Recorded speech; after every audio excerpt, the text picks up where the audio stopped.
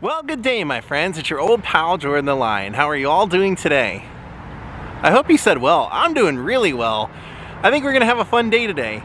I've had a great time in Baltimore, but today we're going to leave, and there's something I want to see, actually a couple of things on the way to our main thing that I want to show you and check out. I think make it kind of a fun day. Daze with Jordan the Lion. You all, it begins right now. Saw these amazing wildflowers. I had to stop and take a look. Gonna start making our way south because I'm missing Ja big time. I gotta go get him. I gotta go see my buddy. I knew I'd miss him, but I didn't know I'd miss him this much. I probably should have vlogged it, but I gotta hang out with the world famous Dan Bell while I was here in town, and he took me out and showed me some pretty fascinating places. Went to a couple of cemeteries and showed me where they dumped a lot of bodies. Kind of an odd time, but I had a blast. I actually was the guest on his podcast too, so if you're on his Patreon, check out my appearance on the podcast. We're on our way now to see something that I was looking for actually in Prague. In one of my old videos in Prague, could not find it and found out it somehow made its way here to Baltimore. Well, very festive. Look at all that up there. Cool theater. All right, you can tell we have made it over to, let's tell us exactly where we are, Highlandtown. So if you come over to the Enoch Pratt Free Library, they have something quite bizarre. I mean, I love it, don't get me wrong. I'll never complain about seeing a bust of Frank Zappa, but it's just kind of out of place here. I don't know why they have it specifically on this corner, but I know it's in this town because he was born here. He didn't live here very long, but he was born here. Now what's interesting is I believe this was originally on display in Lithuania, and then because he championed a lot of causes in Lithuania, fought for their rights and stuff, but then it was moved to Prague, and it was on display there because he did his last show there, and then it all of a sudden came up missing, and I was looking for it. Nobody had any answers for me, but apparently it was moved here. I love it. Frank Zappa, one of the all-time great thinkers, great music makers. Then right here it says composer, musician, artist, guitar player, writer, filmmaker, born in Baltimore. All right, let's head out of town. We have another statue to check out. Another town I love the architecture of for sure. I feel like I'm in a horror movie with all this steam coming out of the sewers.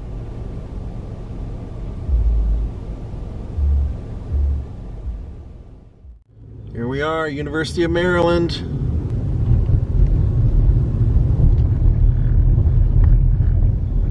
Look over to the left, you can see that big giant yellow M.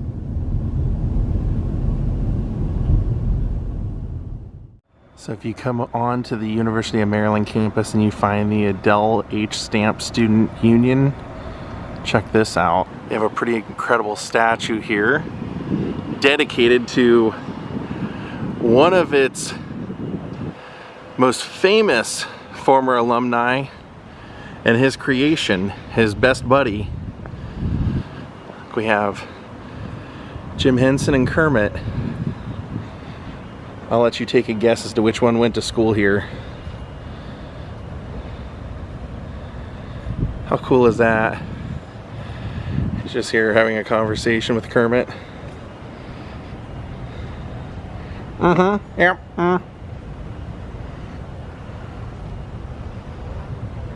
I love it.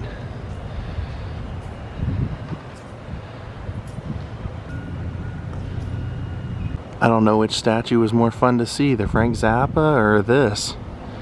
Or why you even have to choose, right? Let's head out. We're gonna drive another couple hours.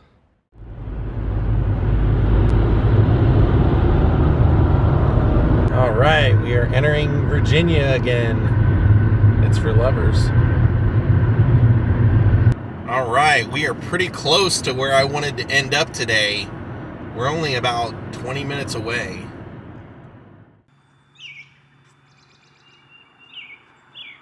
So here we have a sign that says George Washington's birthplace is 2 miles north of Pope's Creek, just off the Potomac River. It's interesting because when he lived at Mount Vernon, that was on the other side of the Potomac. He was born on February 22nd, 1732, and lived there for only 3 years. Washington's father, Augustine, purchased the land in 1718 and built the house by 1726. President Washington's half-brother, Augustine Jr., inherited the property after his father's death in 1743. The dwelling, a U-shaped timber-framed house, burned on Christmas Day of 1779.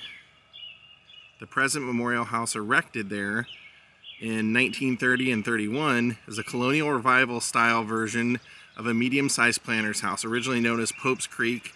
The property was renamed Wakefield about 1770 by George Washington's half-nephew, William Augustine Washington. When I toured George Washington's house, Mount Vernon, I was surprised that they kept referring to him as General Washington. And I finally asked him, I said, why do you keep calling him General Washington instead of President? Did he like General better? And they said, yeah, actually, he liked General better because he said, one title I was given and one title I earned. I believe some of his relatives are buried out here as well. Okay, you can see as we're entering, there's a big obelisk right here in the front. They moved that to here. It originally was located in the exact spot where George Washington's birth home was. Before the current home that's there now was built in 1930, they had that as kind of a monument to where the house was.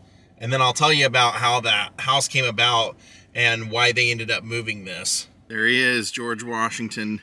This is great. It says 5 fun facts about George. 1, he didn't have a middle name. 2, he was the only president unanimously elected to office. 3, he was never wounded in battle. 4, he did not sign the Declaration of Independence. And 5, he loved to dance. Here's the iron gate that guarded the obelisk that stood on the location that was once the birth site. So remember when I showed you out front, we were driving in that obelisk. It's got that gate in front of it. This is the gate. I signed up for the free tour to see inside the house. This should be great. One of the rangers will give a guided tour inside the house, but you can only have 6 people at a time, so that's why you have to get a ticket. So it's kind of crazy. I was reading up on this place on the National Park Service's site, and they basically say that how this recreation all came about was, you know, back in the late 1800s, women weren't really allowed to work and they couldn't vote, so they didn't have a whole lot of things that made them feel like they had purpose if they had money. So one of the things that they liked to do was be philanthropic and try and raise money for historical sites that represented the heyday of what they thought, what they loved about colonialism. And so a woman did that with this house for George Washington's 200th birthday. It's well known that George Washington just was in love with nature, especially trees. He was a firm believer in not taking out trees just because they may not look, you know, they might be too close. He loved having more trees the better.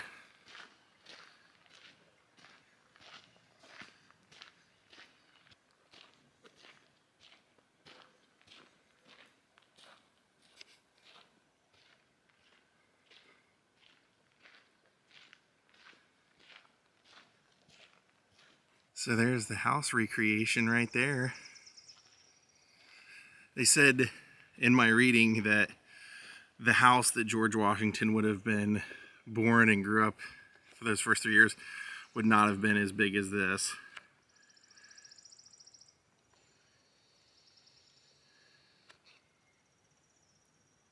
So apparently where they built the house is exactly where his house, when it stood before the fire, would have been, right here.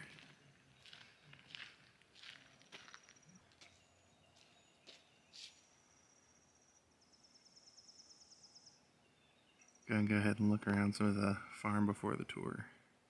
Kind of crazy to see George Washington's backyard. This says this was the weaving room on the property. Yeah, you can see a little bit of the stuff inside there still. So this is taking us out to the farm workshop.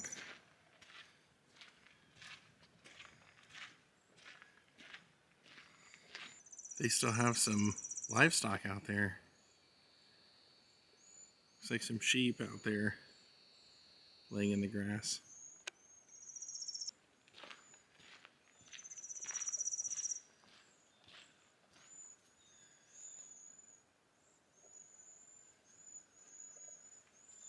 I assume that would be tobacco, right?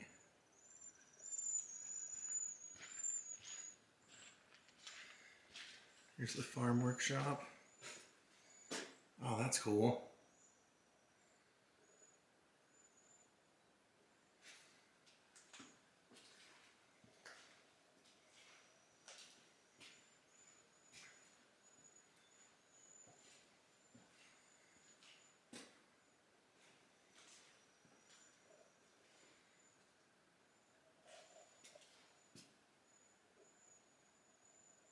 Start heading my way back towards the house for the tour, and right in front of the house there you can see that's the colonial kitchen.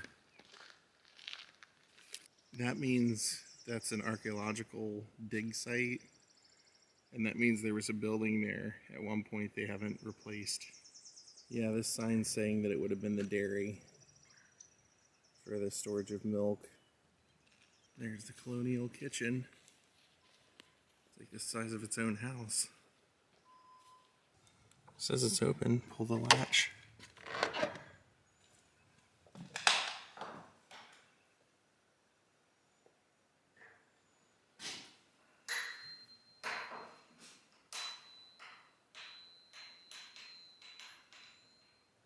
So this is the view that the Washington family would have had outside their front door.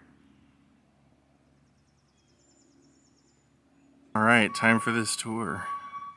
Just like the casket, so that the whiskey, the brandy, and rum would be held tight in the casket.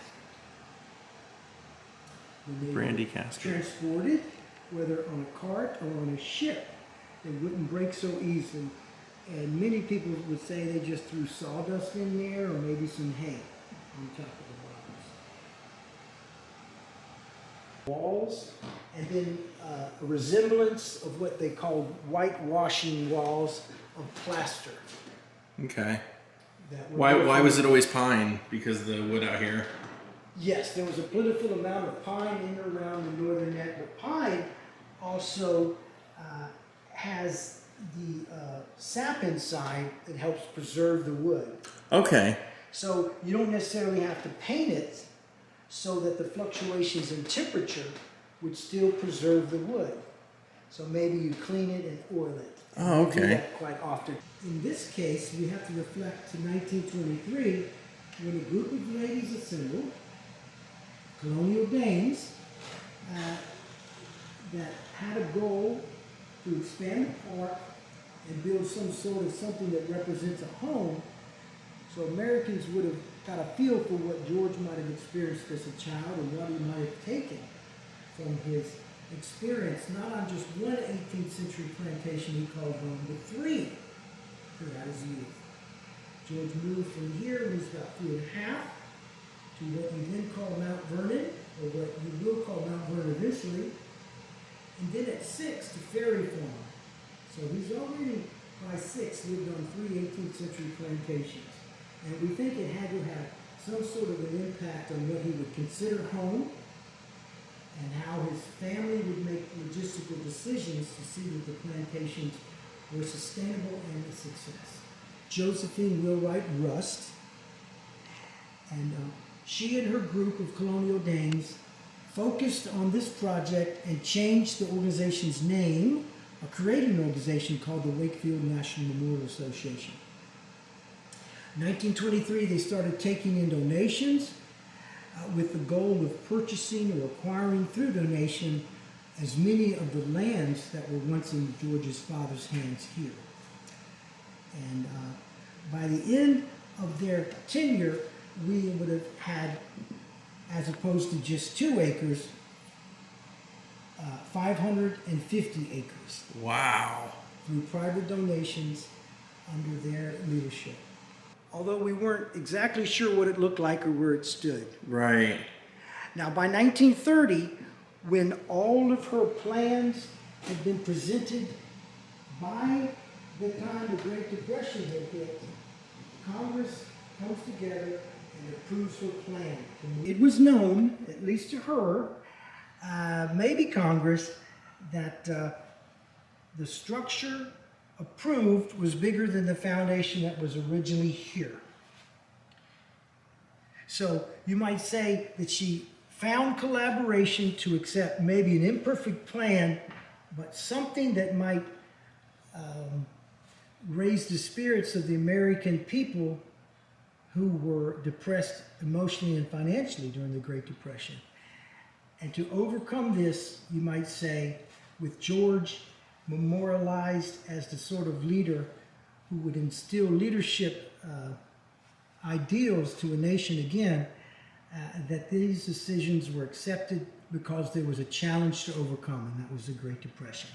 Now this room here today, over the years, has been described as to represent a bedchamber or a guest bedchamber.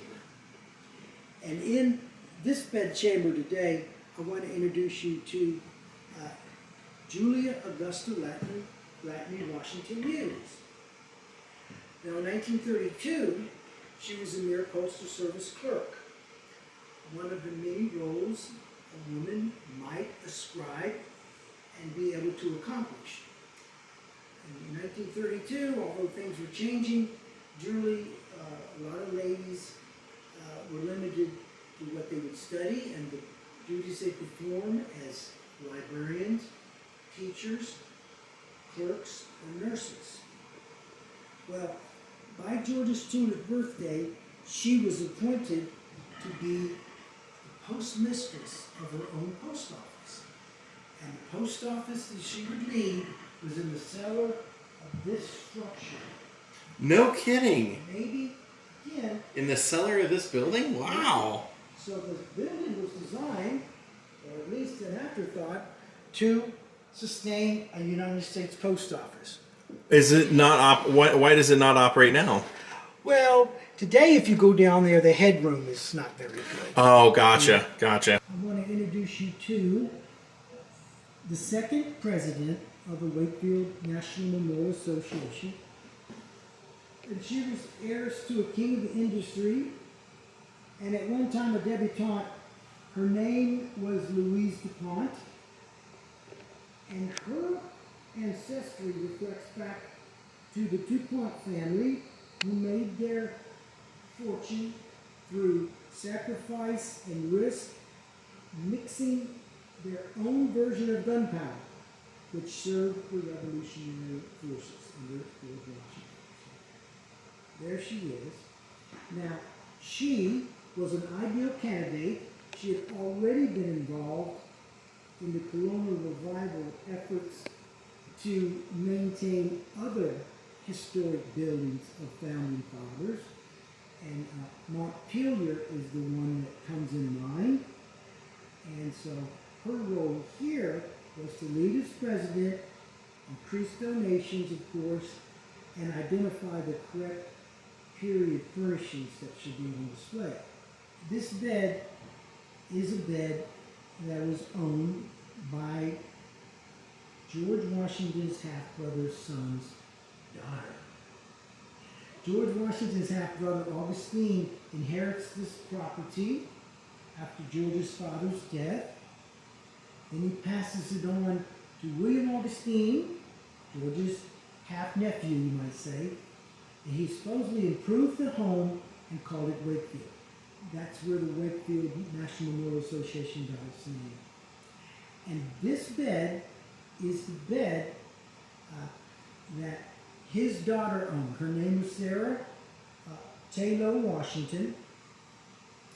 And one day, she wrote in her diary, or a journal, what her father said about how George Washington's birth home was lost. And the narrative that she wrote was that the house burnt on Christmas Day, 1779. The family didn't rebuild it, but would move to a structure that stands on the side of these trees. And then at a later date, they'd even build another home called Haywood. But her diary is the written documentation, although it, from a secondary source, her father's reflection, that the archaeologists will try to match when they identify candidates for the foundation that would have been George Washington's birth home.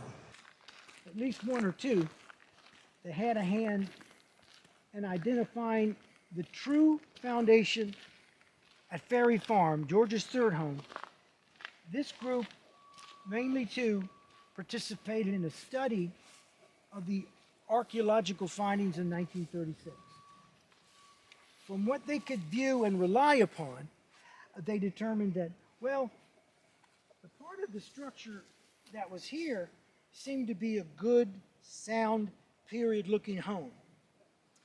But some other things, like how the additions were laid and the walls, whether they were shoddy workmanship or something else, and some of these, what we've referred to as wings, and this portion here that there was really not even a wall left, caused them to suspect whether this could have really been the house that might have been improved upon by George's half-brother's son, William Augustine, the house that was supposedly orally described as the house that George was born.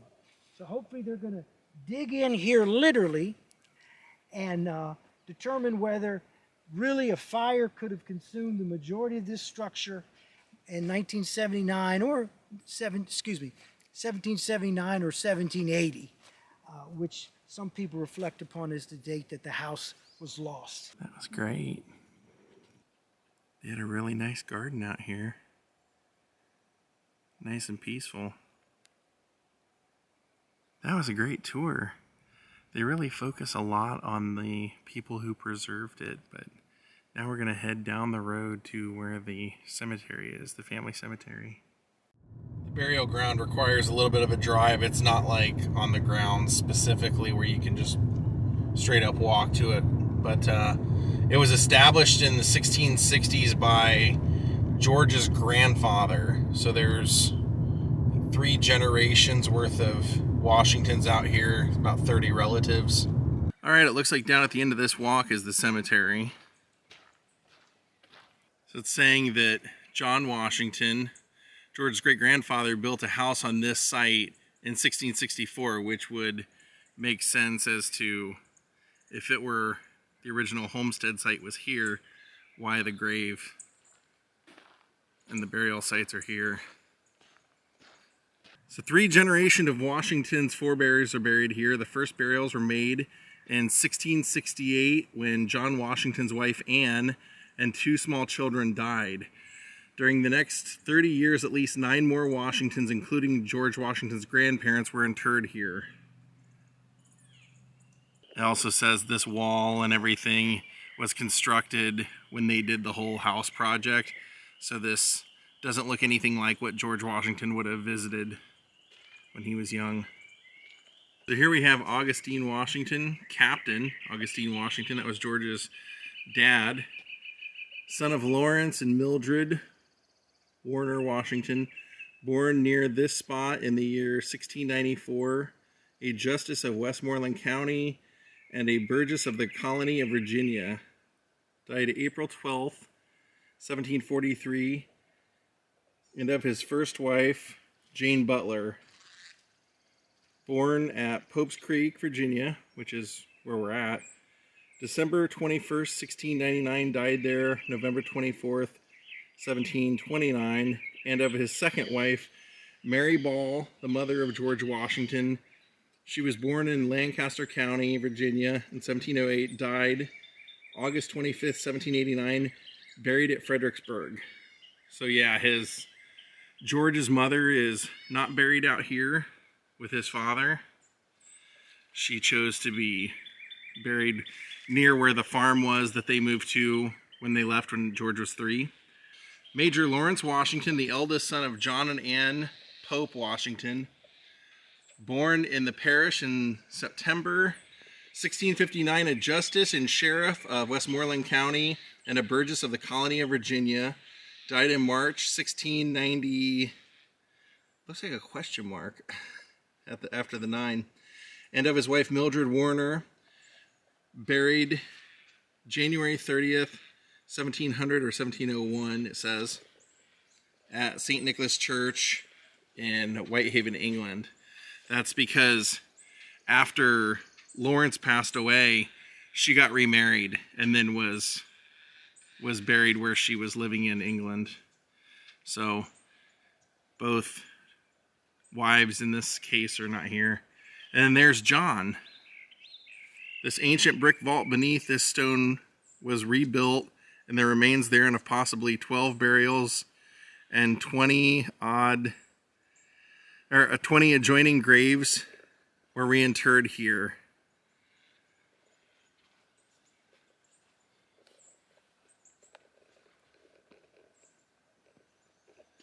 Yeah, John Washington.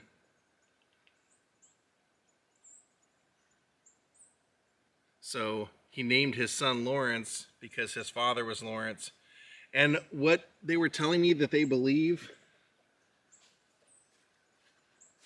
there's another John Washington.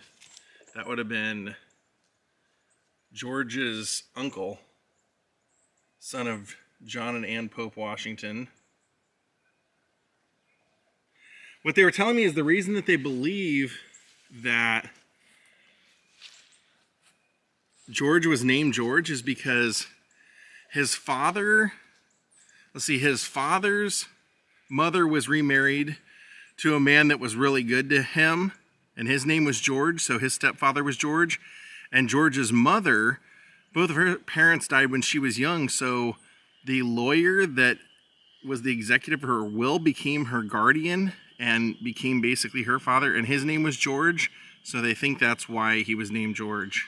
Well, my friends, we're going to call it a day. I think we have seen quite a lot today, from Baltimore and Frank Zappa's bust on a street corner to the Jim Henson and Kermit statue at University of Maryland to now George Washington's birthplace and his family burial ground. I think we had a pretty cool day.